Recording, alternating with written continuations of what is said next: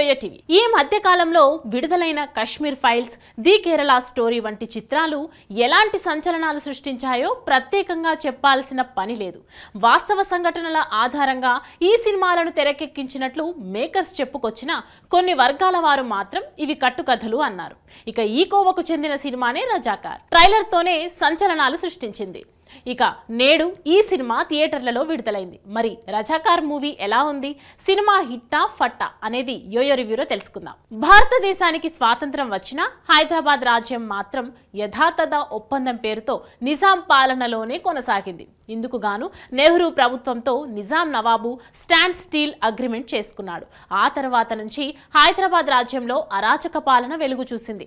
హైదరాబాద్ను మరో పాకిస్తాన్ చేసేందుకు కంకణం కట్టుకున్న ఖాసిం రజ్వీ పాకిస్తాన్తో చేతులు కలిపి రజాకార్ వ్యవస్థని ఏర్పాటు చేసి ప్రజలపైకి ఉసిగొల్పాడు.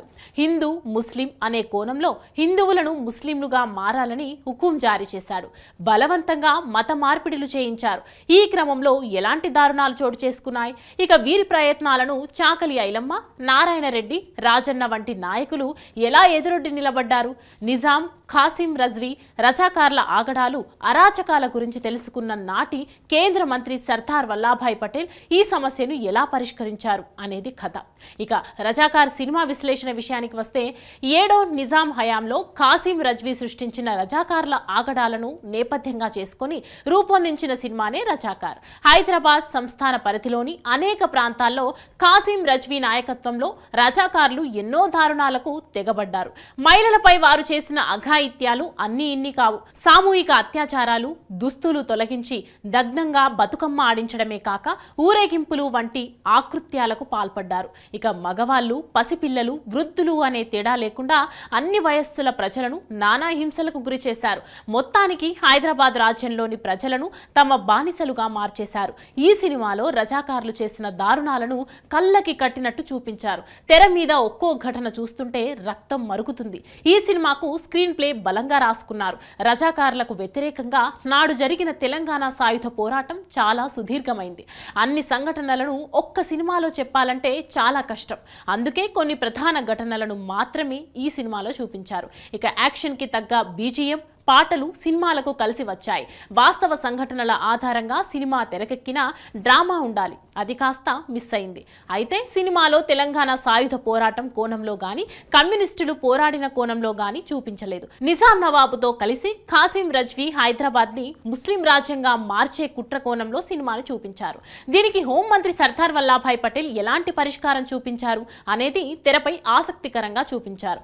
బడ్జెట్ కు ఏమాత్రం భయపడకుండా చాలా రిచ్ గా సినిమాను రూపొందించారు. ఈ సినిమాకు ప్రాణం భీమ్స్ సిసిరోలియో అందించిన బ్యాక్గ్రౌండ్ స్కోర్, సినిమాలో చాలా చోట్ల మ్యూజిక్ తో రోమాలు నిక్కబొడిచేలా చేశారు. సినిమాటోగ్రఫీ మరో స్పెషల్ అట్రాక్షన్. ఈ సినిమా దుస్తులు, స్టైలింగ్ దీన్ని మరింత క్వాలిటీగా మార్చాయి. ఎడిటింగ్, ఆర్ట్ విభాగాల పనితీరు చాలా బాగుంది. గూడూరు నారాయణ రెడ్డి అనుసరించిన నిర్మాణ విలువలు ఎంతో బాగున్నాయి. సినిమాలో భారీ తారాగణం ఉంది. ఇక ఈ చిత్రంలో ముఖ్యంగా ఖాసిం రజ్వీ పాత్ర హైలైట్ అయింది. ఆ పాత్రలో రాజ్ అర్జున్ జీవించేశాడు. సినిమా మొత్తాన్ని తన వైపు తిప్పుకున్నాడు. ఇక నిజాం నవాబుగా మకరంద్ పాండే ఎంతో సహజంగా కనిపించారు. ఆ పాత్రకు ఆయన బాగా సెట్ అయ్యారు. వీరితో పాటు ఐలమ్మగా ఇంద్రజ, పోచమ్మగా అనసూయ, రాజన్నగా బాబీ, సింహ తమ పాత్రలో అదరగొట్టారు. అలానే వేదిక, ప్రేమలు సైతం తమ నటనతో జీవించేశారు.